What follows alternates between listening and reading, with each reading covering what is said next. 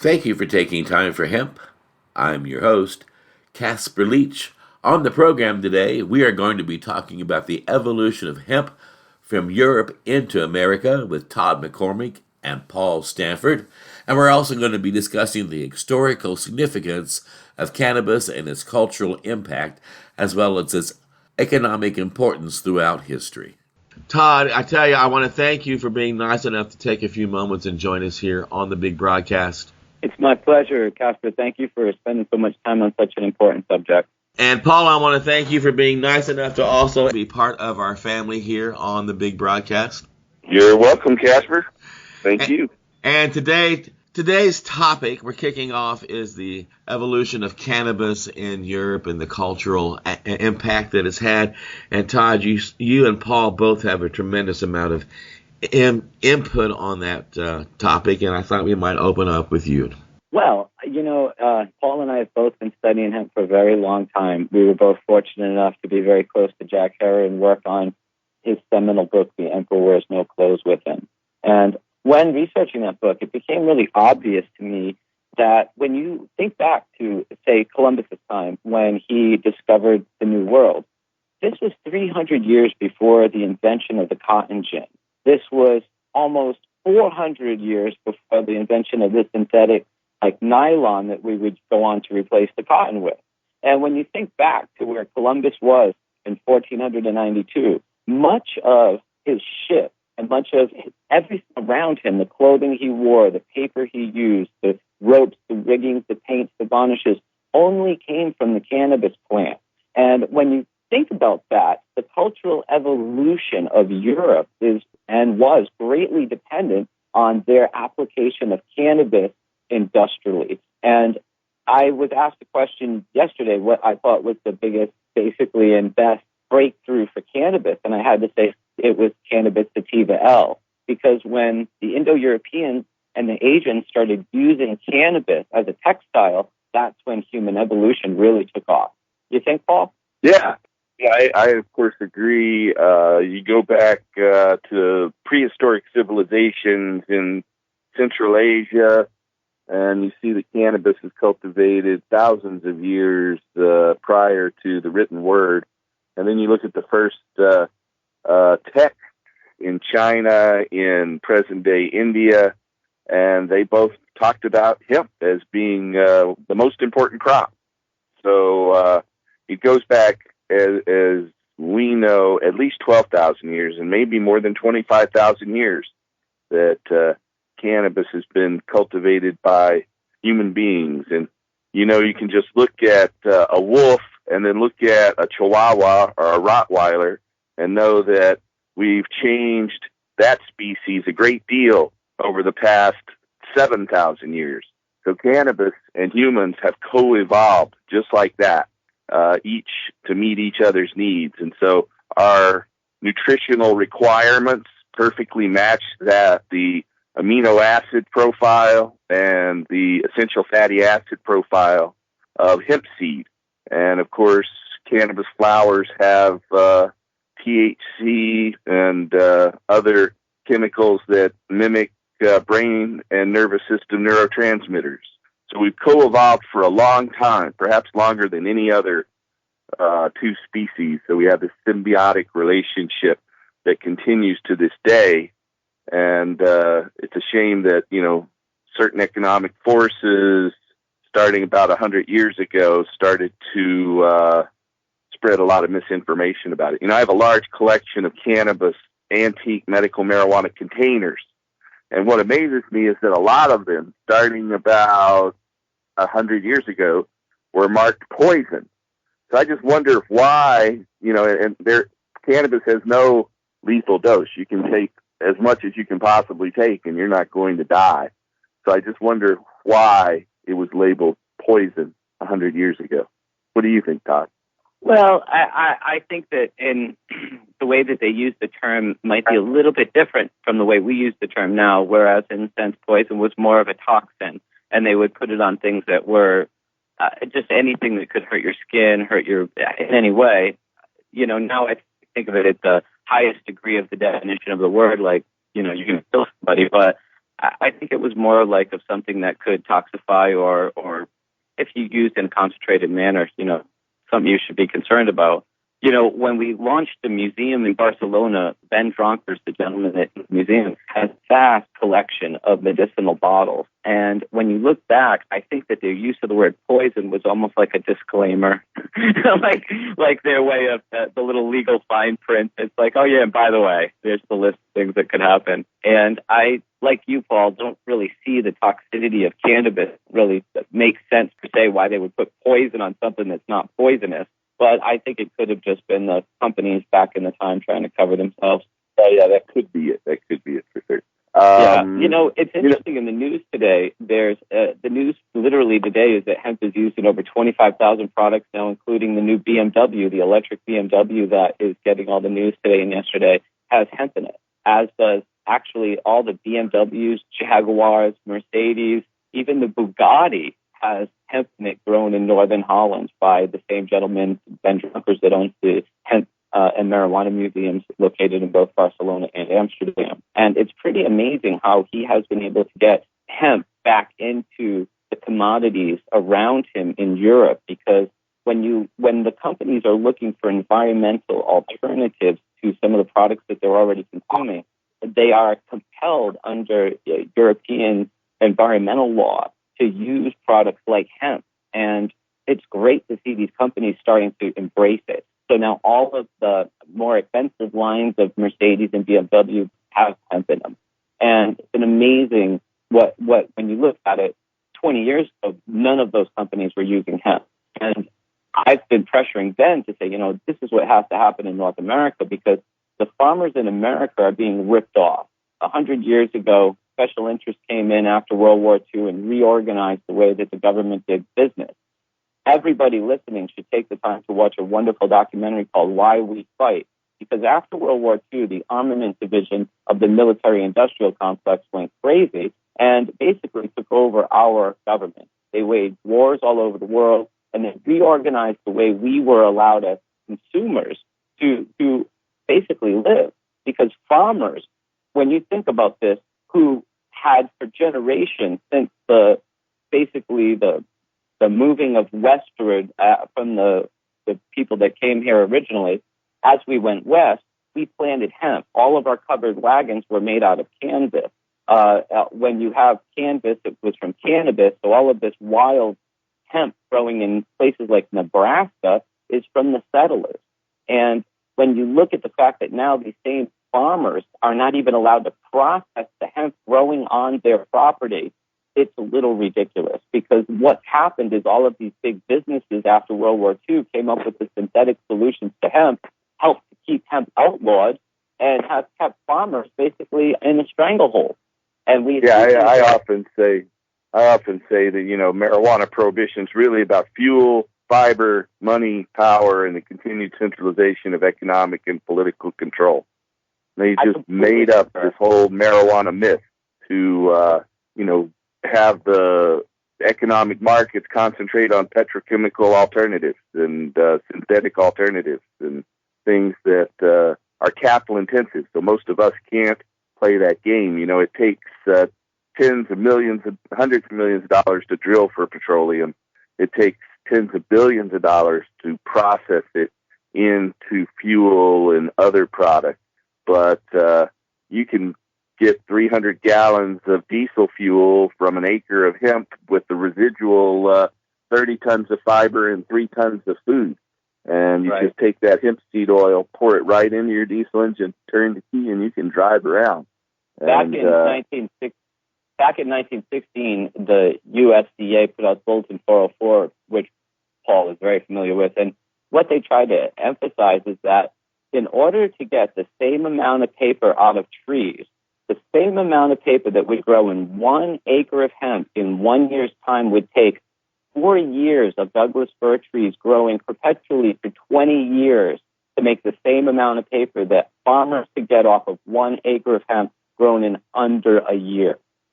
And this is when you start looking at the economic viability of hemp, you can see why I say, and Paul says, that in a sense, farmers are being ripped off right now. I mean, I love Willie Nelson. He's been a big advocate for the cause.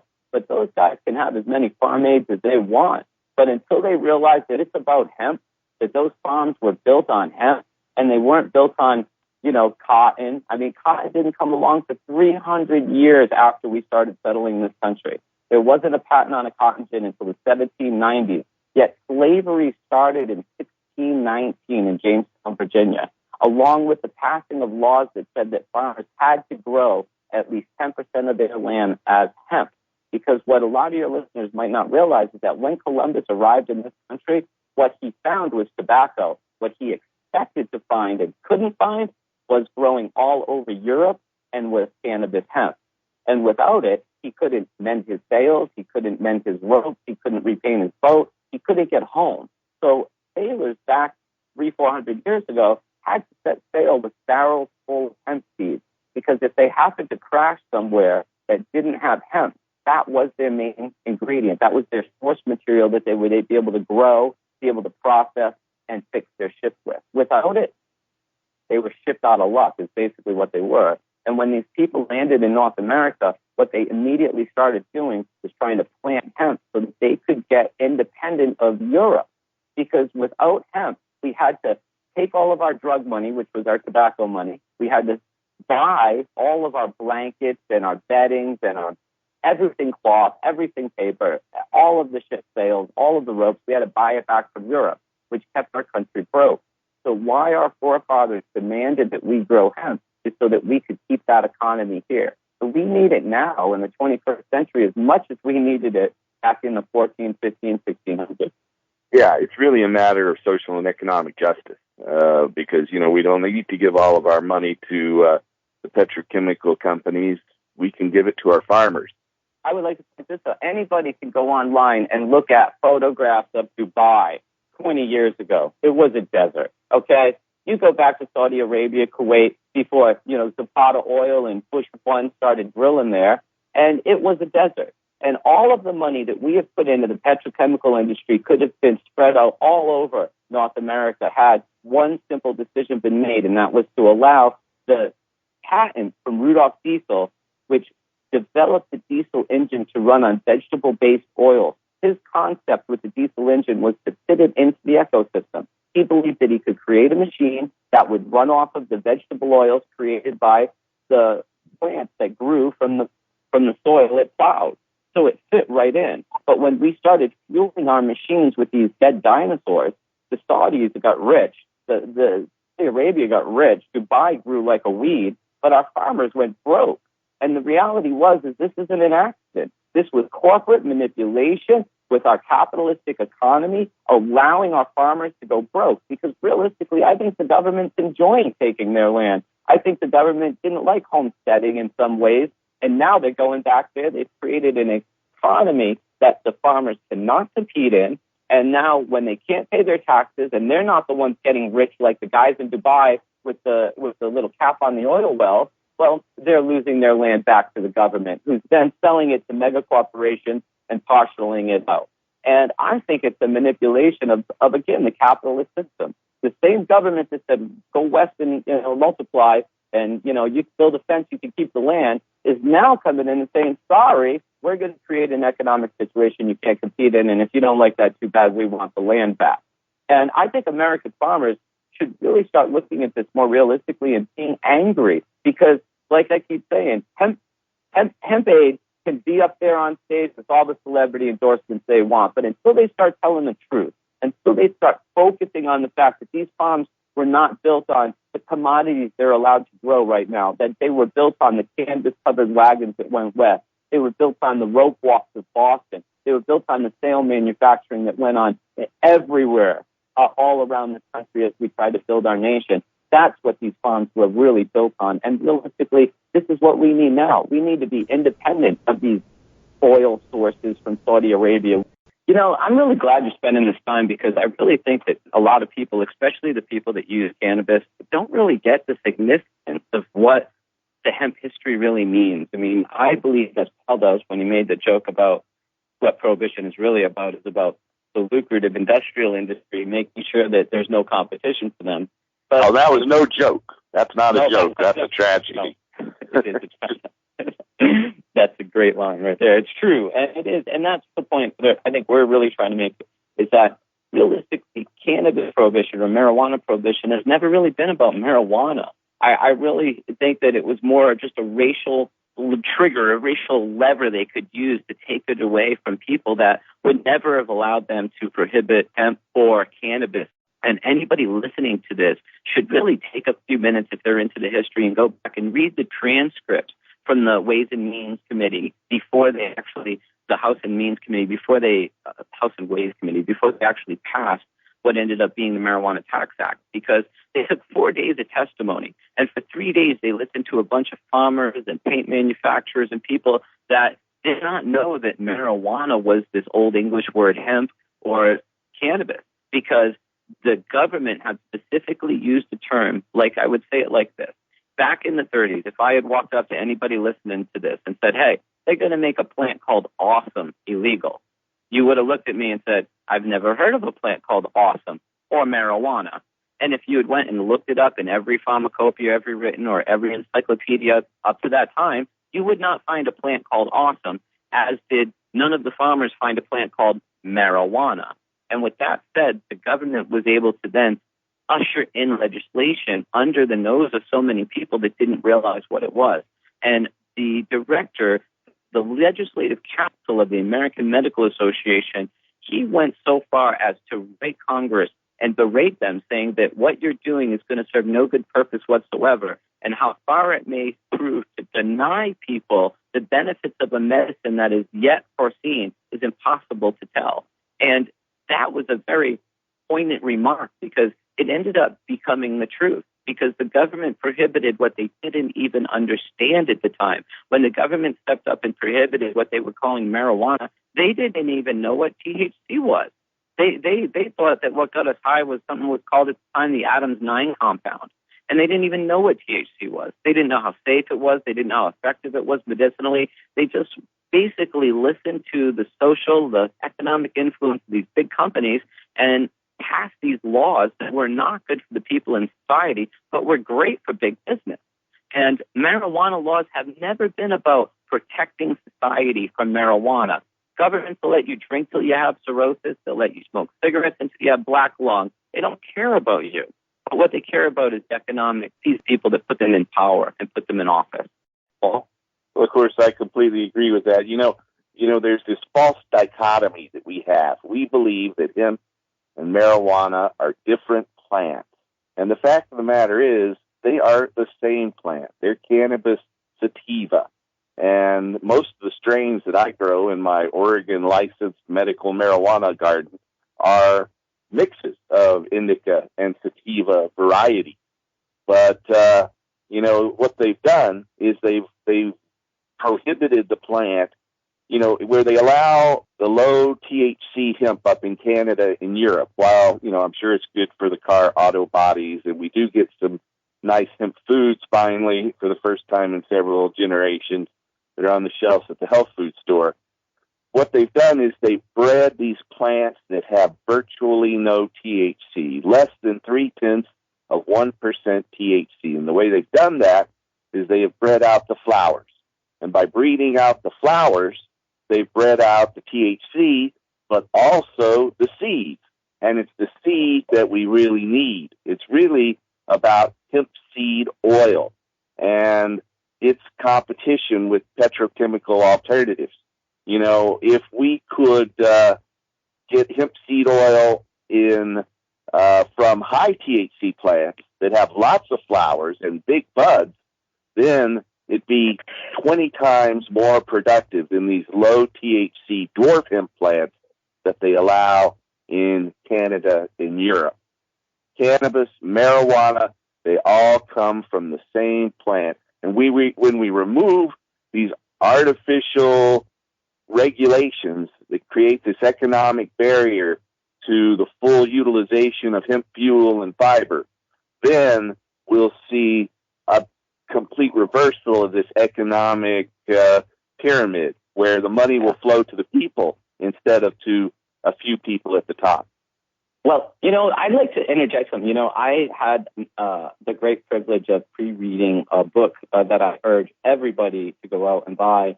It's called Cannabis Evolution and Ethnobotany by Robert C. Clark and Mark Merlin. Robert Clark brought you the two books, Marijuana Botany and Hashish. And it's an interesting thing, though. One of the main points they make, Mark and Rob makes in the book, which is going to shake up the marijuana world, is that nobody smokes sativa. I'll say it again. Nobody smokes sativa. What we're referring to when we call plant sativa is really equatorial drug variety. When you think about cannabis history in the 50s and 60s, a lot of what we were smoking was coming in was from Vietnam, Thailand, Colombia, Acapulco Gold, Michoacan, Jamaican, Maui Wowie. All of this stuff we would now call sativa. None of it is. What it really is an equatorial drug variety. Because if you were to go to India, and if you look at the word indica on face value, it means of or like India. And back in the day, let's say Columbus's day, if I walked up to Paul and I handed him some seeds, he would have two questions for me. One question would be sativa, which meant, is it the cannabis sativa, which is a Latin suffix, which basically means so widely or most useful? Or is it indica, he would ask me, because that means, is it of or like India? Because even back in the day, Columbus was trying to get to India because he wanted a quicker path to the spices. Cannabis was no question one of the highly most traded spices.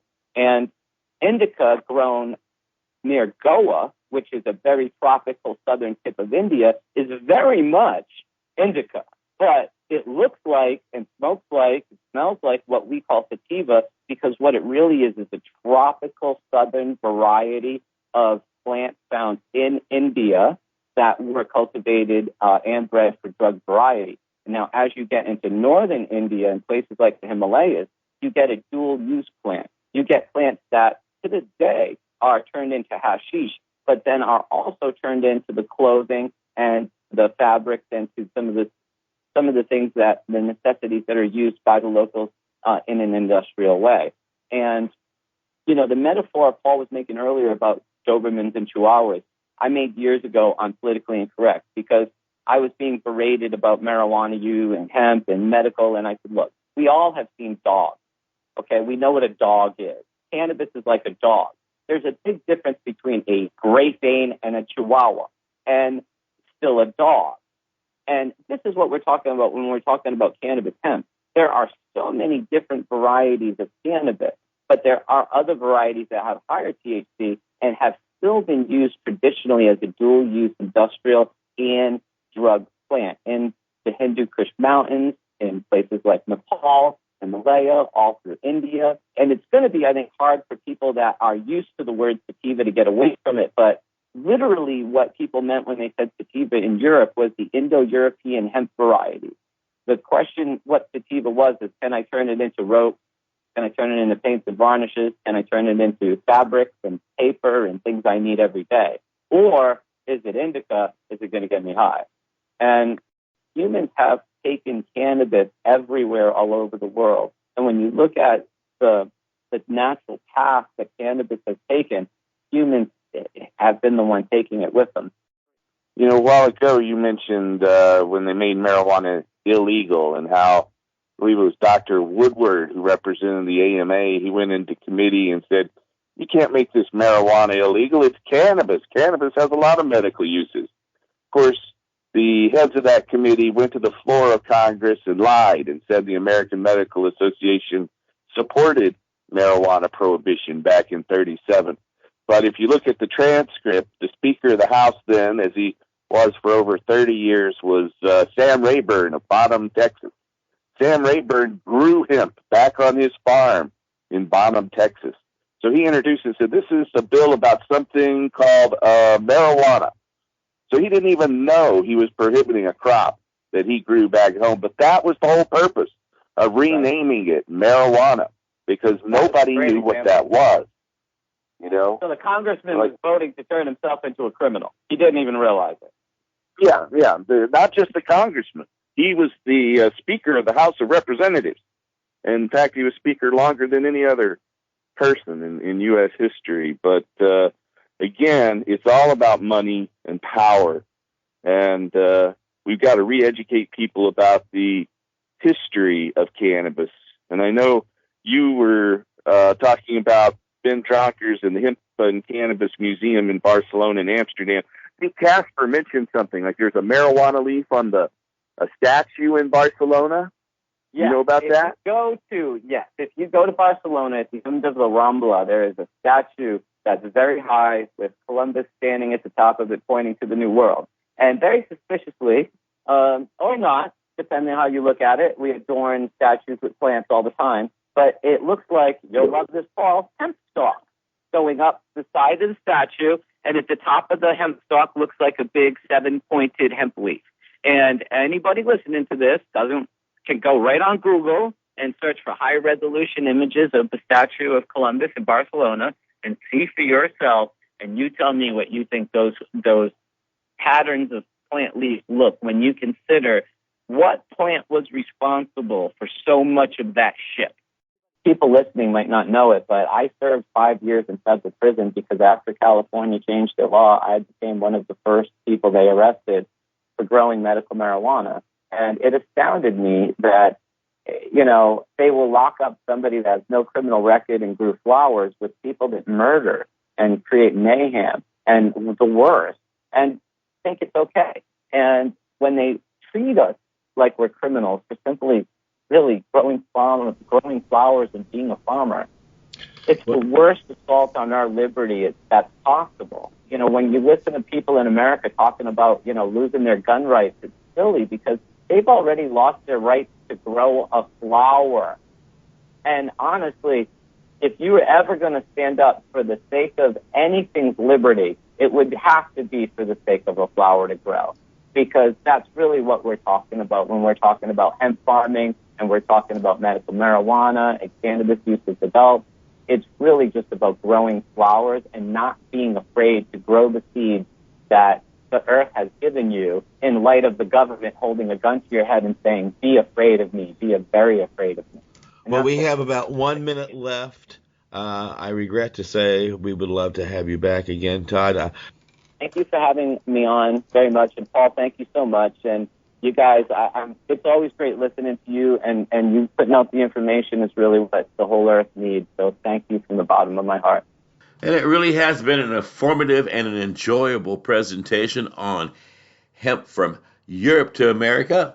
And if you get a chance, please make it a point to tune in and join all of our other podcasts. Check out the website. And remember, the next time you hear me, you'll know that it's time for hemp.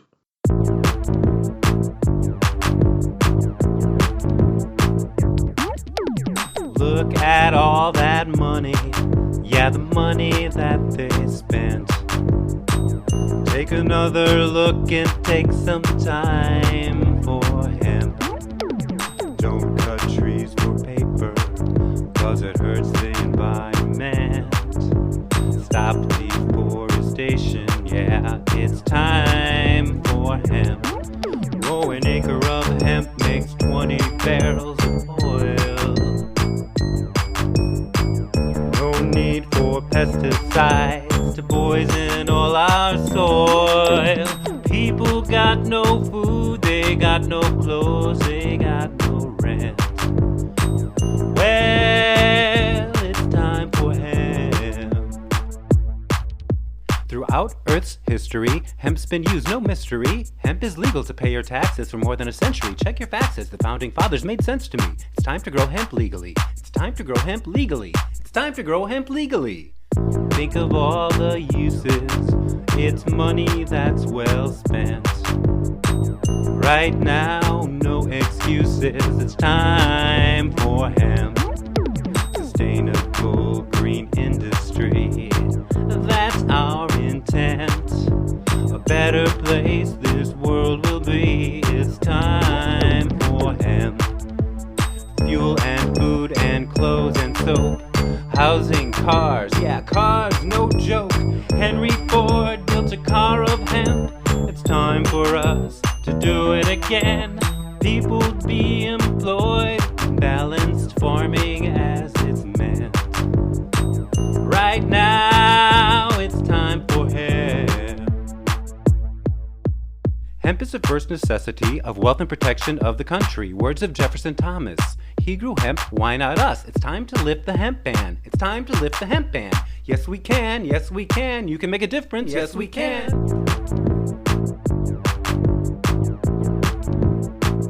Yes, we can. Look at all that money. Yeah, the money that they spent.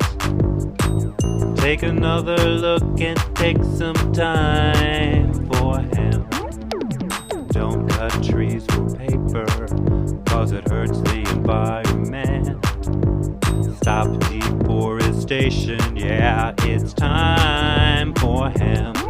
Whoa, an acre of hemp makes 20 barrels of oil.